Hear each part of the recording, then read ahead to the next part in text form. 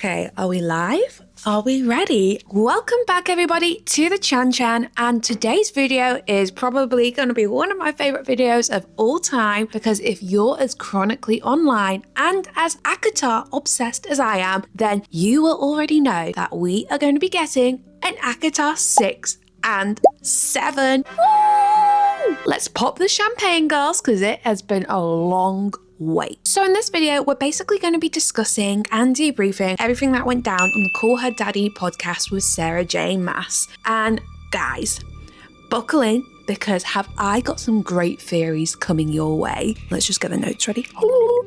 So I was up at 1 a.m. listening to this podcast because I needed to know what the hot tea was going to be. And then after a few days later, I've just been going over all the notes that I said, because Sarah J. Maas said a lot. And there was a lot of things as well that she didn't say, which I think could be indicators for what is to come in the next books. I've actually got a lot of notes that I made over the past couple of days, just for some of my theories and just some of the key things that were said and not said in this podcast. So let's just dive right in. So what we know so far about book 6 and 7 for ACOTAR. So what Sarah J. Maas has basically said is this story that she's come up with, it just came to her while she was away. Maybe was it Montana? I think it was Montana. It was originally not where she thought the plot was going to go. And it's basically coming from a character that we don't really know much about, but she thinks has a lot to be said. I think we are going to get our Elaine/Azriel book, because it just came to her naturally and wasn't where she originally planned for the story to go, which is so interesting, because I feel like a lot of theories that we have been having may not actually be what she wants us to think. And Sarah J. Maas is just also the queen of Easter eggs, just like our Tay Swift. So I am so excited for book 6 and 7. And the fact that she said as well, the story is going to be over 4 parts and split up through 3 books. So these are going to be hefty books as well. And she hasn't finished the final 4th part yet. For me, I think it's going to be a multi-perspective book, mostly surrounding Azriel. So if you've read the Crescent City books, you'll know that through 3 each books, they have one main character, but multi-perspectives. And whoever starts off the book is kind of central character of that story, but we do see other people's perspectives as well. And I definitely think that this book is going to start off with either Azriel or Elaine. I more hope it's going to be Elaine, because I love her and there's so much more that I want us to get to know about her as well. Up until this point, there's always little breadcrumbs of her being a seer. There's that quote where Nesta questions if she's had spy training lessons from Azriel. She stabbed a king, for crying out loud. So I feel like there's so much about her that we don't know. Sarah J. Maas hinted a lot as well that Elaine's character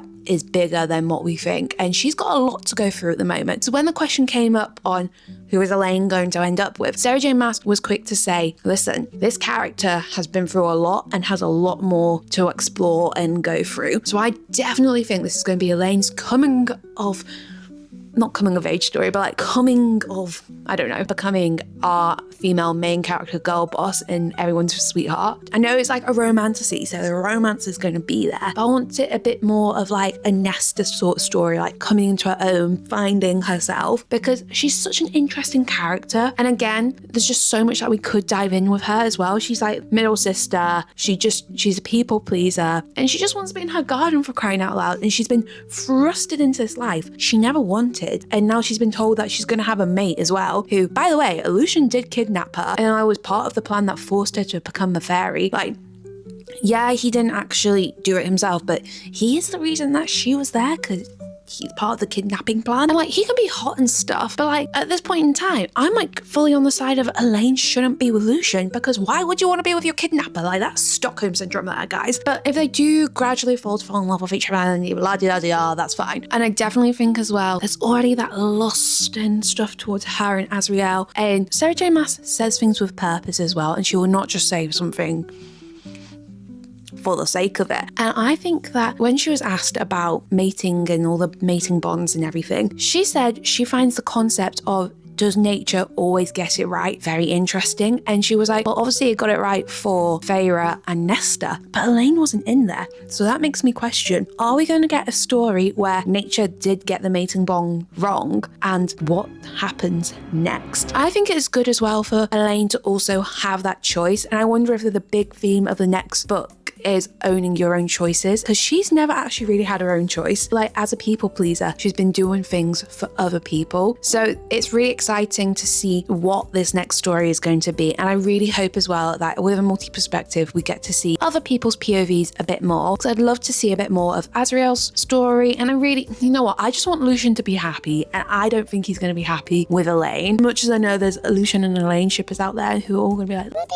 you're wrong, no, they're made for each other. I think he could be happier somewhere else. I might be eating my words when the books come out and I'm like, fuck yeah, this is my couple. But I think this is going to be a story of coming into your own choices and like owning those choices as well. I'm a people pleaser, so I really do relate to the character of Elaine just from like the snippets that we've already had. And yeah, that's basically it.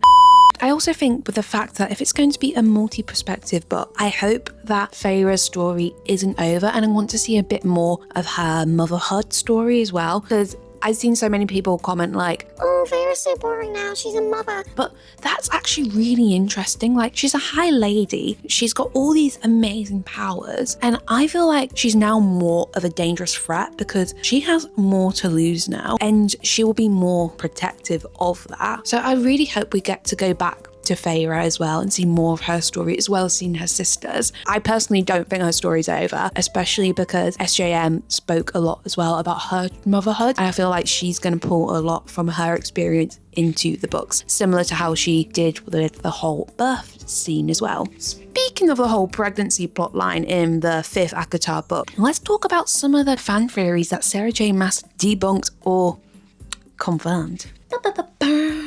So, one of the questions that was asked on the Call Her Daddy podcast was, does Rhysand's last name matter? Guys, the theory that's been thrown around is Rhysand's last name is important because he's actually manipulating the story, he's like been brainwashing people, and he's just a baddie in disguise. And I think that this whole Rhysand hate came out of when we were reading the Nesta book, because it was from Nesta's point of view and not like someone who's close to Rhysand. And Nesta was already biased towards Rhysand because A, she's hated the Fae her whole life, and then she was then forced to become Fae, and then she had to leave her home. She also blames herself for like all the bad things that have happened. She was kind of abused by her mother, and also Nesta was just in a really bad place. And in the end, we do see her see Rhysand as her brother and as her family and come to love him more. But throughout the whole book, she's like, ugh, Rhysand, he's awful, he's the worst, blah, blah, blah, blah. And yeah, Rhysand made a lot of stupid mistakes in that 5th book. There was a lot of high stakes for him. And I feel like all the hate for him and like all these theories that he's a baddie and stuff came from the fact that we had Nesta's point of view, which was biased towards him because she was in a bad place and she just also disliked the Fae so much. So when SJM was like, no, last name doesn't matter,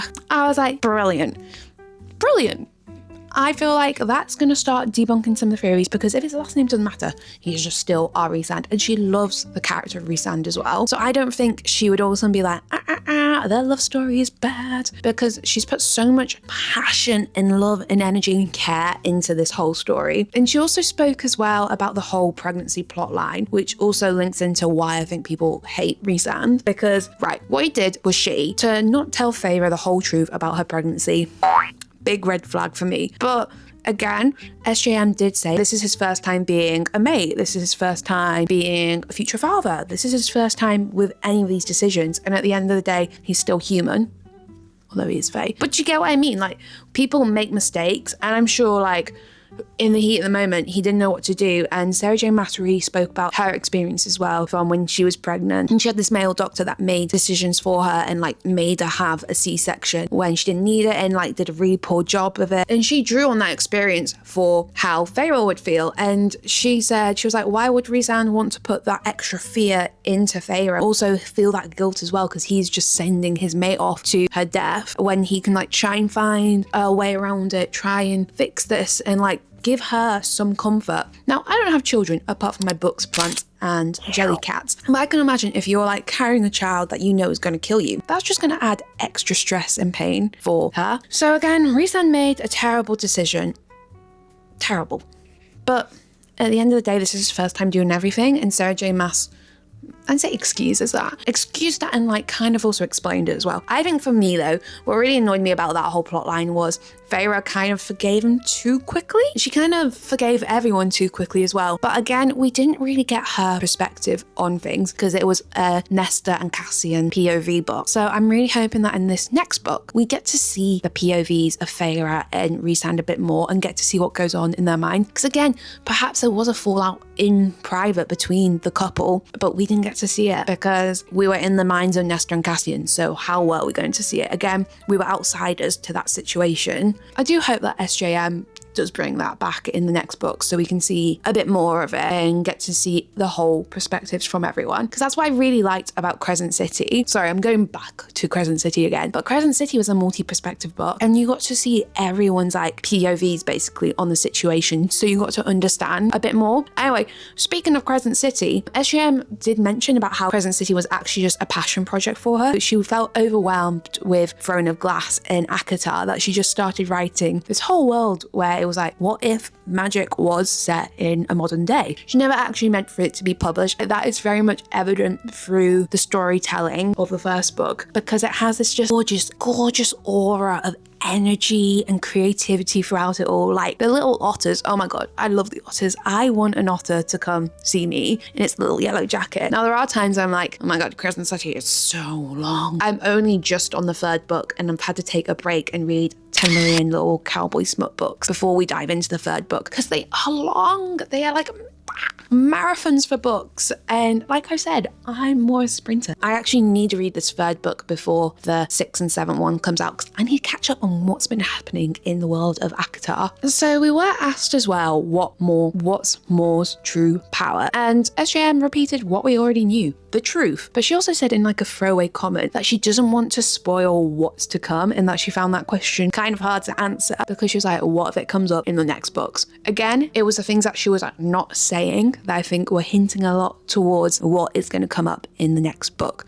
So I do think we may find out a little bit more about Moore. Finally, let's just scroll. SJM also confirmed as well, if we go back to Crescent City, sorry, I'm hopping about here in this bit. SJM also did say, if we go back to Crescent City, that Bryce and Azrael are not mates, and that Bryce's true mate is Hunt. Woo woo. I love Hunt. I'm a Hunt fangirly. Get those Hunt edits up right now. And it made me a lot happier as well, because I think I'd get really annoyed if like I got through 10 billion pages of Crescent City only to then find out Hunt is not Bryce's mate. Like I would just be... But we're not going to be doing that because she confirmed what I needed to know. Now, you're probably asking, Libby, what did she say about Throne of Glass? And I'm going to be honest with you guys, I haven't finished Throne of Glass due to it being so lengthy. So I skipped over those bits because I didn't want to spoil anything for myself, because I am planning on finishing those books this year. Like I am pushing myself to finish them. So I just kind of skipped over those just for my own sake. Overall, I am going to be reading all of the Sarah J. Maas universe before October 27th, because I want to be prepared and ready to be sat there when that book comes out. And speaking of when the book comes out, have I pre-ordered the book yet? Hell no, because I was sat there, right? I know it was double stamp day on Thursday and at Waterstones, and I was buzzing. I was like, yep, gonna get those double stamps in when I pre-order book 6 and 7. And then I saw the prices and I was like, hold up, wait a minute, £30 for a hardback. And I know the pages are long as well. Like the book 6 is going to be 300 and something pages, and that's like £25. On Bloomsbury, it was like £22. They had a discount on it. But book 7 was £30. And I'm a girl on a budget, a girl on a skinny budget here. So I thought that was a bit ridiculous. So I'm going to wait until like the books come out on the days to buy them. Maybe I'll go to like a midnight release party. I hear Waterstones might be doing one, so catch me there if they do that. But I think I'm going to wait until they do come out, because I hope that the prices are going to go down. Overall, guys, let's wrap this video up, because all I can say is I am so happy. We're getting a new book release, and that for once I am actually up to date with this series. Guys, let me know in the comments what your theories are as well, because we can finally theorize about the books again without going insane. And we have all this new information as well. Let me know your theories down below in the comments, and we can also like make a fun video about that too. Content. And I'll see you next time on the Chan Chan. Oh, also make sure to like, subscribe, share me with your friends if you want to, because I'm really enjoying making these book videos. But yeah, that's me in a nutshell, and I'll see you next time on the Chan Chan. Bye.